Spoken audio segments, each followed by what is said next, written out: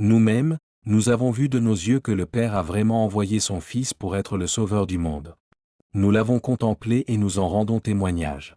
Si quelqu'un reconnaît publiquement que Jésus est le Fils de Dieu, Dieu vit en lui et il demeure en communion avec Dieu.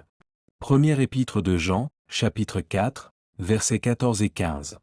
Celui qui ne fait pas confiance à Dieu le traite de menteur, puisqu'il refuse délibérément d'accepter le propre témoignage de Dieu en faveur de son Fils. Et quel est le contenu de ce témoignage?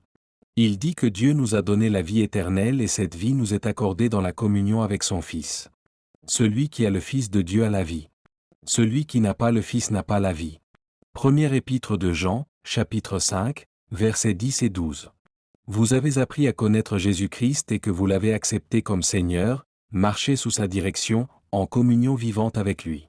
Lettre de l'apôtre Paul aux Colossiens, chapitre 2, verset 6. Pour nous, notre patrie est dans les mondes célestes, nous sommes citoyens du royaume des cieux.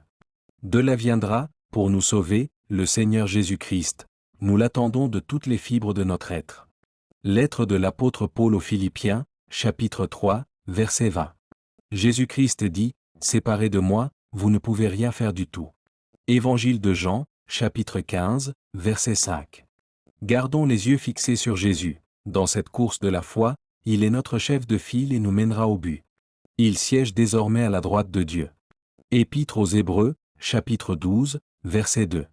Depuis son ascension, Jésus siège à la droite de Dieu, où il règne sur les anges et sur toutes les autorités et les puissances célestes.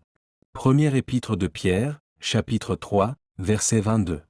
Voici que Dieu vient d'accorder à Israël un sauveur parmi les descendants de David, exactement comme il l'a promis, et ce sauveur, c'est Jésus.